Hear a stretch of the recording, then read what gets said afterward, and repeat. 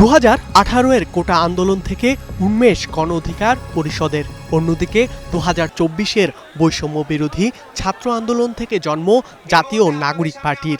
একই দাবির আন্দোলন থেকে মূলধারার দলে পরিণত হলেও নানা প্রশ্নে মতভেদ ছিল দু দলের।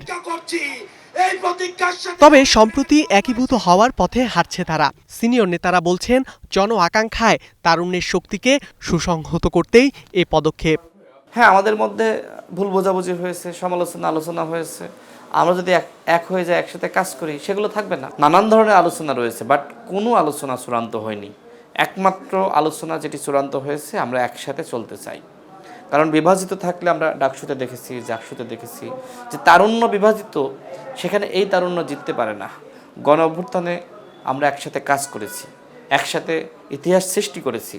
আমরা যদি এক এবং একতাবদ্ধ হতে পারি, বাংলাদেশে আরেকটি নতুন ইতিহাসের জন্ম আমরা দিতে পারবো। এইটা আমাদের দুই দলের নেতৃবৃন্দদের চাওয়ার চেয়ে সাধারণ মানুষের এখানে একটা বড় ধরনের রেসপন্স আছে। তারাও চায় যে তরুণরা একসাথে কাজ করুক। এই উদ্যোগ আলোর মুখ দেখলে দলের নাম গণ অধিকার পরিষদ না এনসিপি হবে, এই প্রশ্নও ছিল তাদের কাছে। যদি কেউ আমাদের দলে আসে, সেটা আমাদেরকে শক্তি বৃদ্ধি করবে, তাতে আমাদের দলের কোনো আপত্তি নাই। তবে অবশ্যই আমাদের দলের লক্ষ্য উদ্দেশ্যকে মেনে নিতে হবে। এটা কিন্তু ওই যে এনসিপিকে অন্য দলে বিলীন করে দেয়া কিংবা এনসিপি এবং গণ অধিকার মিলে আরেকটা নতুন দল নাম হবে, এই আলোচনাগুলো সত্য না। এনসিপিতে অন্যরা যোগ দিতে পারে। দুটো রাজনৈতিক দল, এই দুটো দল মিলে একটা দলে পরিণত হতে চাই বা একীভূত হতে চাই। এক্স ওয়াই মিলে গিয়ে জেড নামে নতুন রাজনৈতিক দল গঠন করতে পারে, অথবা এক্স এবং ওয়াই আলোচনা করে মনে করতে পারে যে আমরা এক্সটাকে রাখি না।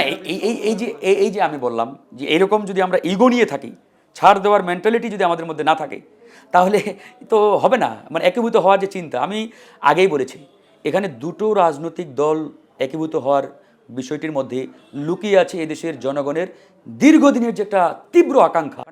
এছাড়া কেন্দ্র থেকে তৃণমূল দু দলের সাংগঠনিক কাঠামো বিন্যাসে স্বার্থের দ্বন্দ্ব দেখা দিতে পারে কিনা সে প্রশ্নের উত্তরও দিয়েছেন তারা। তাদের এই যে সাংগঠনিক স্ট্রাকচার, এটা কিন্তু ওই লেভেলের ম্যাচিউরড পজিশনে এখনো যায় নাই। ওদের মিডিয়াতে ভালো একটা ফোকাস, ভালো নাম আছে, হ্যাঁ, মিডিয়াতে লাইমলাইটে আছে, বাট সাংগঠনিকভাবে তৃণমূলের যদি শক্তি বিবেচনা করেন, সাংগঠনিক স্ট্রাকচারের চিন্তা করেন, তাহলে গণ অধিকার পরিষদ অনেক এগিয়ে তাদের থেকে। যাই হোক, আলোচনার টেবিল এখনও রয়েছে আমাদের সামনে, আলোচনা হতে পারে, আলোচনা হবে ভবিষ্যতেও। তো এরকম যদি ভালো কিছু হয়, আলহামদুলিল্লাহ। নেগোসিয়েশনের ব্যাপার, আলাপ আলোচনার ব্যাপার, আমরা টার্মস অ্যান্ড কন্ডিশনস দেখবো, কার অবস্থা ভালো, কে প্রার্থী হিসেবে, ফিল্ড অ্যাসেসমেন্ট থাকে না, যে কে প্রার্থী হিসেবে অধিকতর যোগ্য, ফলে যিনি অধিকতর যোগ্য হবেন তিনি সেখানে আসবেন। এমনকি আমাদের দলের এই মুহূর্তে দেখা যাচ্ছে না, এমন অনেকে কিন্তু আমাদের দলের প্রার্থী হবে। তারা আরও বলছেন, দু দলের একীভূত হওয়ার আলোচনা এগুলোও পরিণতি পাওয়ার পথ জটিল ও সময় সাপেক্ষ।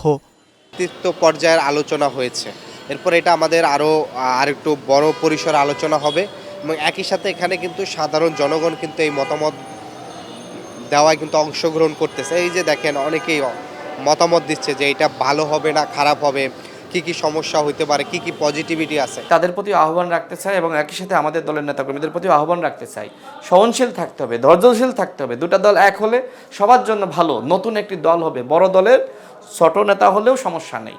এবং শুধু এই দুটি দল না, প্রাথমিকভাবে এই দুটি দল আমরা একটা জায়গায় আসলাম, ধাপে ধাপে আরও দলকে আমরা সাথে আনলাম। এইভাবে একটি বড় দল হলে তো বাংলাদেশে যে একটি আকাঙ্ক্ষার জায়গা রয়েছে যে আওয়ামী শূন্যতা, এই শূন্যতা তো আমাদেরকে ফিল আপ করতে হবে।